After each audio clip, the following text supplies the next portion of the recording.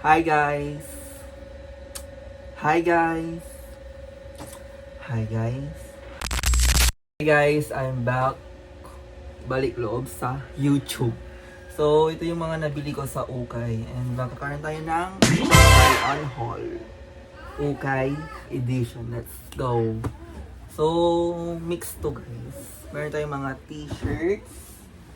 Meron tayong mga t-shirts and then shorts and then pants and then sweatshirt, I think. Sweatshirt. Sayon, guys. Ang unang nabili natin, guys, is this polo. Red polo. Binili ko siya, guys, kasi gusto ko ng red kasi wala masyadong colors sa aking closet. Ganda siya pag nakasuot. Girl. And ang susunod na polo shirt na nabili ko is yellow naman. Polo shirt ba to? Parang dry fit siya. Jersey. Pero maganda siya guys. Ganda siya pag nakasuot. Ang ang brand nito is Umbro. Sabi nung pinsan ko na ano daw, maganda daw yung brand na nun. At magkano na ulit yun? Nabili ko to guys, 80 pesos. Tapos yung red kanina, ano yun? Tawag dito? Kano na yun? 100 ata. 100. Ano, halahulaan. Next naman is t-shirt lang siya guys. Walang M&M, basta stripe siya. And then purple siya, kasi wala pa akong purple. Kaya greenab ko na. Fit siya sa aking katawan. Kaya yung nagustuhan ko sa kanya. Pero minsan ko pa, di ko pa ito nasusunod. Next one is t-shirt na naman guys. Gray naman siya. Meron siyang mali na print dito. Yarn. Tapos pag nakasuot, ganito siya guys. Ito ay size, anong size na ito? Medium. Yes, size medium. Gusto ko ng gray. Tapos magkano to? Nabili ko siya ng 20 ata. O, 20. Tapos meron pa tayo nabiling long sleeve. Ang long sleeve naman nito is Uniqlo. Mas maganda siya, parang Henley top siya. Ganda siya pag nakasuot.